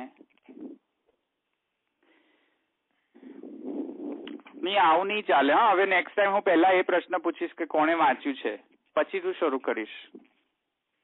હવે નેક્સ્ટ ટાઈમ થી આ રૂલ કરીશ કે જે એક પણ વ્યક્તિ નહીં વાંચીને આવે ને તો હું નહીં એ દિવસે આગળ વધાવું. સો પ્લીઝ જેટલા એટેન્ડ કરે છે, જે બધાને મને ખબર છે કેટલા એટેન્ડ કરે છે. તો એમાં થોડું પાછળથી છે ને, તમને કરાવું છે એ નથી બધું. અરે હું કરાવું છું એની ચિંતા તમે નહીં કરો. તમે જસ્ટ ખાલી ભાષ્યનો જે ટ્રાન્સલેશન ગુજરાતીમાં છે એ એ વેબસાઇટમાં ઘણા બધા સોર્સિસ છે જેમાં તમે ટ્રાન્સલેશન વાંચી શકો છો. જસ્ટ ટ્રાન્સલેશન વાંચી લો, જસ્ટ શબ્દ થી પરિચિત થઈ જાઓ, શબ્દ વાંચો બસ. જસ્ટ ખાલી સમજવાના ના આવે તો ચિંતા નથી. હું જે જોઉં છું એમાં જન્મ દ્રશ્યથી સ્ટાર્ટ થાય છે, તો તમે પહેલા જે કરાવો છો ને એ બધું નથી આવતું એમાં. નહીં એ તો કહ્યું મેં, pushtisahittya.org માં ભાષ્યના સેક્શનમાં જઈને જોશો તો ત્યાં બધા ટ્રાન્સલેશન છે, તમે જઈને ડાઉનલોડ કરી લો. નેક્સ્ટ ટાઈમ થી ગમે તે પણ અવેલેબિલિટી ના ઇશ્યુઝ હોય તો એ સાઇટમાં જઈને સર્ચ કરી લો. નેક્સ્ટ ટાઈમ કહેવાની જરૂર નહીં પડવી જોઈએ કે ત્યાં જાઓ ને આ સેક્શનમાં જાઓ. એટલા ઇન્ટેલિજન્ટ છો તમે, જઈને જોઈ લો ને, આખા વેબસાઇટ જઈને સર્ચ કરીને જોઈ લો કે ક્યાં છે. તો નેક્સ્ટ ટાઈમ એ એક્સક્યુઝ નહીં ચાલે કે નથી પુસ્તક નથી, આ નથી. એ છે ત્યાં, બધું જ અપલોડેડ છે ત્યાં. તો મને નેક્સ્ટ ટાઈમ થી બધા જોઈએ. હા તો શબ્દ વાંચેલા હોવા જોઈએ, ટ્રાન્સલેશન. યસ કરીને લાવશો બીજે એમને નહીં કર્યા હોય તે? Okay very good. તો એ પ્લીઝ કરીને લાવજો, કારણ કે મને બહુ ડિફિકલ્ટ પડશે જો હું તમને હવે વર્ડ બાય વર્ડ કરાવીશ તો મને બહુ ડિફિકલ્ટ પડવાનું છે. એટલે તો તમે એ ટ્રાન્સલેશન વાંચી લાવો, પછી મને ફાસ્ટ જવાનું અનુકૂળતા રહેશે. કારણ કે તમે એ શબ્દથી પરિચિત રહેશો તો હું ફટાફટ તમને એ શબ્દ કહીને તમને અર્થ પણ જણાવી દઈશ, તો તમને સમજમાં પણ આવી જશે. મારે પછી લાઈન બાય લાઈન જવું નહીં પડે. જેમ કે હું અત્યારે એમ કહું કે આનંતર્ય, હવે તમને જેને વાંચ્યું નથી એને તો ખબર જ નહીં પડે, બાઉન્સ જ જશે કે એ શબ્દ વળી પાછું ક્યાંથી આવ્યો. હવે એ ન થાય એટલા માટે હું તમને કહું છું કે ટ્રાન્સલેશન વાંચીને લાવો. હજુ આની આવશ્યકતા નહીં, સમજ પડે ન પડે કોઈ વાંધો નથી. એ અત્યારે એ તો આપણે અત્યારે અહીંયા ડીલ કરીશું એને. વાંચીને આવો એટલીસ્ટ. સો આપણે નેક્સ્ટ ટાઈમ જે કાલે લેવાનું છે જે એ છે કે એક શાસ્ત્ર છે કે બે શાસ્ત્ર છે, એમાં થોડાક મેં તમને સિદ્ધાંત તો કહી દીધો છે કે એક જ શાસ્ત્ર માની રહ્યા છે. પૂર્વોત્તર મીમાંસા પૂર્વોત્તર કાંડ એક જ કાંડ છે, એટલે સોરી એક જ શાસ્ત્ર છે. 2 કાંડ તો છે પણ શાસ્ત્ર એક જ છે. એટલે એક કાંડને તમે નિગ્લેક્ટ કરો કે ગૌણ બનાવો ને એક શાસ્ત્રને મુખ્ય બનાવો, એવું ન ચાલે, કહેવાનો મતલબ. એટલે તમે એમ કહો કે કર્મકાંડ ગૌણ છે અને જ્ઞાન કાંડ મુખ્ય છે કે વાઇસે વર્સા કરો, તો મહાપ્રભુજી કે નહીં, ધેટ ઇઝ નોટ ગુડ. એ મહાપ્રભુજી નથી માની રહ્યા. તો મીમાંસકો એમ કે છે કે બધું કર્મ માટે જ જ્ઞાન છે. જ્ઞાન શાંકર મત એમ કે છે જ્ઞાન માટે જ બધું કર્મ છે, એટલે અલ્ટિમેટલી તમને જ્ઞાનમાં તાત્પર્ય છે. મીમાંસકો એમ કે છે કર્મમાં તાત્પર્ય છે વેદનો. મહાપ્રભુજી કે છે નહીં, બંનેનો તાત્પર્ય બંનેનો ઉપકારક છે, બંને સાથે જવા જોઈએ.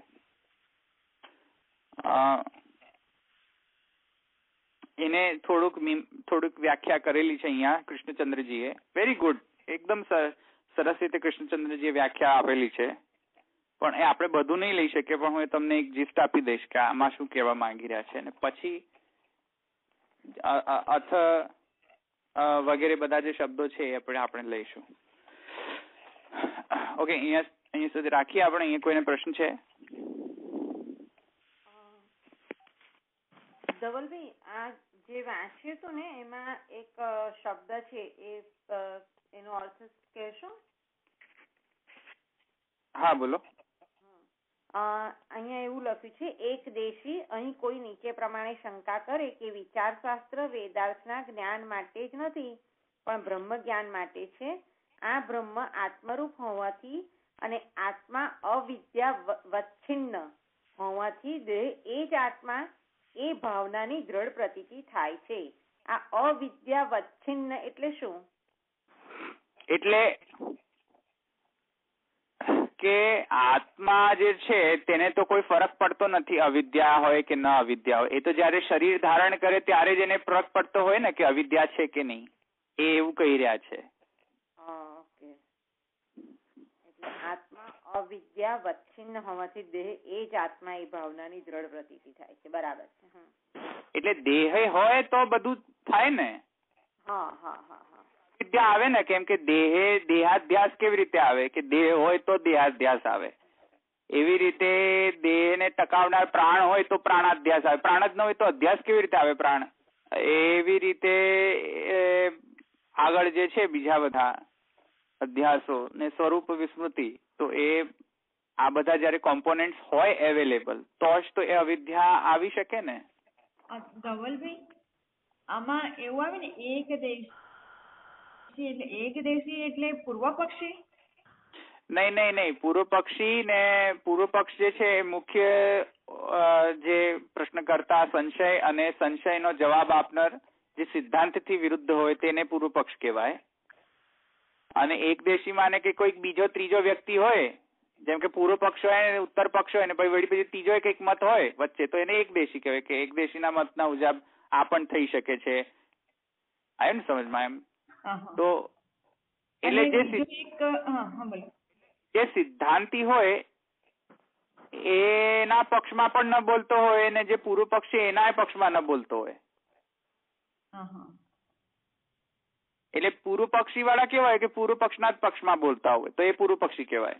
સિદ્ધાંતી એટલે કે શું છે કે જે સિદ્ધાંત છે તેના પક્ષમાં જ બોલતો હોય, તેને જ સિદ્ધ કરવા માંગતો હોય.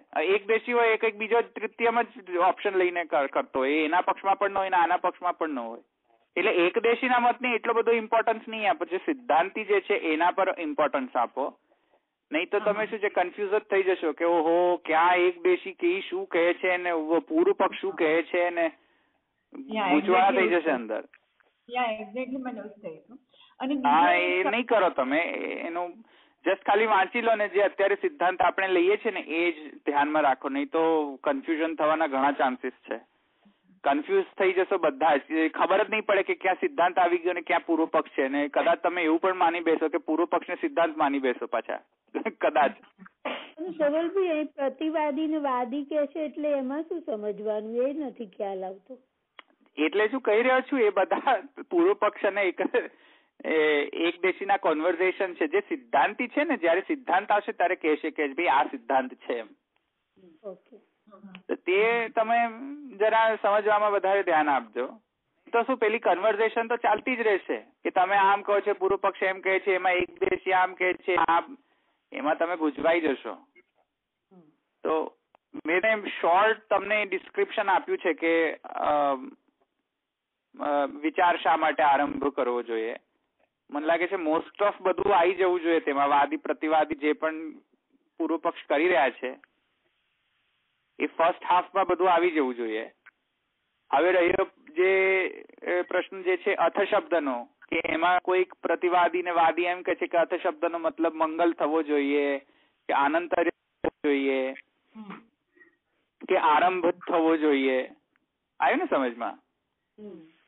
કે અધિકાર થવો જોઈએ. તો એમાં પછી પ્રતિવાદી એક દેશીના મત ઘણા બધા આવતા રહેશે કે નહીં, આ ન હોવો જોઈએ, આ હોવો જોઈએ, વગેરે વગેરે. તો એ પ્રતિવાદી ને વાદી, હા, એટલે જસ્ટ ખાલી વાંચી જાઓ, પણ એનાથી તમે કંઈક પણ સિદ્ધાંત ની બેસાડી મનમાં. જસ્ટ ખાલી વાંચવાનો જ કહી રહ્યો છું. તો પછી જયારે આપણે લઈએ ને જયારે અર્થ શબ્દનો અર્થ ચારે પ્રમાણે, ત્યારે તમને સમજમાં આવી જશે. So no need to go then line by line પ્રતિવાદી વાદી પ્રતિવાદી. That you can deal later on alone. પણ એકવાર સિદ્ધાંત સમજી જાઓ ને પછી તમને સમજમાં નહીં આવે, પછી તમને ગડબડ નહીં થાય સમજવામાં. અર્થ શબ્દ નેક્સ્ટ ટાઈમ લઈશું ને ત્યારે તમને સમજમાં આવી જશે કે અર્થ શબ્દનો સિદ્ધાંત સમજી લો. અર્થ શબ્દનો મહાપ્રભુજી સિદ્ધાંત તરીકે અધિકાર પરક ગણે છે. બસ પતી ગઈ વાત. હવે અધિકારની બીજી કઈ વાત જે કરતું હોય ને કોઈ, એને હાલ પૂરતું નિગ્લેક્ટ કરો, નહીં તો તમે બહુ જ કન્ફ્યુઝ થઈ જશો. હા, સમજવા માટે નહીં સમજવા બેસતા હોય તો તમે એ બધું સમજવા બાજુ મૂકી દો. જ્યાં જ્યાં એવા સ્ટેટમેન્ટ હોય કે અર્થ શબ્દનો મતલબ અધિકાર જ છે, બસ એ શબ્દને સમજો અત્યારે હાલ પૂરતું. એ હું તમને સમજાવીશ પછી નેક્સ્ટ ટાઈમ કે કેમ અધિકાર પરક જ ગણવામાં આવ્યો છે મહાપ્રભુજીએ. આવ્યું કેવી રીતે વાંચવાનું, નહીં તો એકચ્યુઅલી એની વિધિ કેવી, આને સ્ટડી કેવી રીતે કરવું જોઈએ, જે મેં તમને કહ્યું એમ પહેલા શાસ્ત્રાર્થ, પછી અધ્યાયાર્થ, પછી અધિકરણાર્થ અને પછી સૂત્રાર્થ. હવે આની અધ્યયન વિધિ આવી રીતે છે. અને પછી જે સૂત્રવૃત્તિ છે એ વેદાંત અધિકરણ માલા માંથી અધિકરણાર્થ અને સૂત્રવૃત્તિથી સૂત્રાર્થ, એક બે લાઈનમાં. આટલું જ સમજવું જોઈએ બિગિનર્સને આ બધું સમજવાની આવશ્યકતા છે જ નહીં. હું જે સમજાવી રહ્યો છું તે એકચ્યુઅલી તો મારે તમને એટલું જ કેવું જોઈએ કે અધિકરણનો અર્થ જ કેટલો છે, સંશય શું છે, પૂર્વ પક્ષ શું છે અને ઉત્તર પક્ષ શું છે એક સ્ટેટમેન્ટમાં, અને સૂત્રનો અર્થ શું છે. પતી ગઈ વાત. આ બધું જે હું કહી રહ્યો છું ને એ ઘણા ઊંડાણમાં ભાષ્યને લઈ રહ્યો છું, મહાપ્રભુજીનું ભાષ્ય લઈ રહ્યો છું. એકચ્યુઅલી ભાષ્ય લેવું જ ન જોઈએ, નહીં તો તમે બધા કન્ફ્યુઝ થઈ જાઓ. એવું જ થઈ જાય છે ધવલભાઈ, કન્ફ્યુઝ જ થવાય છે. વાંચી 2-3 વાર વાંચ્યું પણ પ્રતિવાદી વાદી આવે ત્યાં ગૂંચવાડા થઈ જાય છે. એટલે જ કહી રહ્યો છું કે જસ્ટ ખાલી વાંચો, સમજો નહીં એને. જસ્ટ ખાલી વાંચી લો, સમજવાનું કામ આપણે અહીંયા કરીશું. આમ સમજમાં, એટલે જસ્ટ વાંચી લો, એને સમજવાનો ટ્રાય નહીં કરતા હમણાં. કે વાંચો કેમ? કારણ કે છે ને તેમને શબ્દનો અનુસંધાન રહેશે કે આવા શબ્દ આવ્યા હતા ભાઈ સાહેબ. સમજમાં આવ્યું ને? તમે કોરિલેટ કરી શકશો પછી. તો આ ભણવાની સ્ટાઇલ છે ભાષ્યની કે ભાષ્ય વાંચવું જ ન જોઈએ પહેલા, નહીં તો તમે ગયા. તો પહેલા ભાષ્ય વાંચ્યું તો તમે ગયા, કશું જ નહીં સમજમાં આવે. તો પહેલા કેવી રીતે વાંચવાનું? આને શાસ્ત્રાર્થ, અધિકરણાર્થ, અધ્યાયાર્થ, અધિકરણાર્થ, વેદાંતાધિકરણ માલામાંથી એ સમજો. એટલું સમજમાં આવે. પછી મરીચિકા અને સૂત્રવૃત્તિ, બ્રહ્મસૂત્ર વૃત્તિ છે એ વાંચો. જે મરીચિકા છે ને જે એમાંથી સૂત્રવૃત્તિ સમજે. એમાં તો કેટલું છે, અથવા તો બ્રહ્મજિજ્ઞાસા 4 જ સ્ટેટમેન્ટ છે ખાલી. તો એ તમે વાંચી લો ને તો તમને એટલીસ્ટ સિદ્ધાંત ખબર પડી જાય કે હા ભાઈ આ સિદ્ધાંત છે. હવે એનાથી જે બીજા બધા કહેતા હોય બધાને ફગાવો અત્યારે. તો એકચ્યુઅલી આ કોર્સ થવું જોઈએ કે વેદાંતરણ માલા અને પછી મરીચિકા અને પછી ભાવપાચિકા જોઈએ તો જો બ્રહ્મસૂત્રનો ભાષ્ય પર આવો, મહાપ્રભુજીના ભાષ્ય પર આવો. ડાયરેક્ટ મહાપ્રભુજીના ભાષ્ય પર વાંચવાનું શરૂ કરશો તો તમને નહીં સમજમાં આવે. તેથી તમે જસ્ટ વાંચી જાઓ, સમજશો નહીં એને. just ખાલી just read it out, translation just.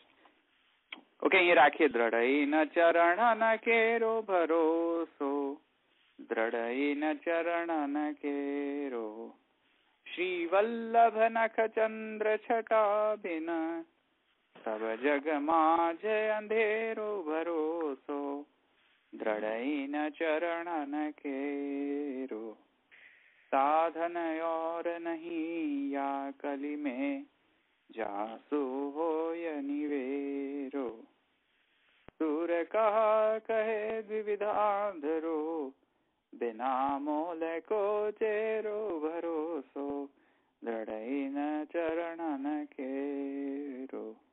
शिवल्लभाधीश की जय. श्री गोसाई जी परम दयाल की जय. श्याम सुंदर श्री अम्ने महारानी की जय. श्री द्वारिकाधीश की जय. सर्वे वैष्णव. जय श्री कृष्ण. જય શ્રી કૃષ્ણ. જય શ્રી કૃષ્ણ. સર્વે વૈષ્ણવ. જય શ્રી કૃષ્ણ.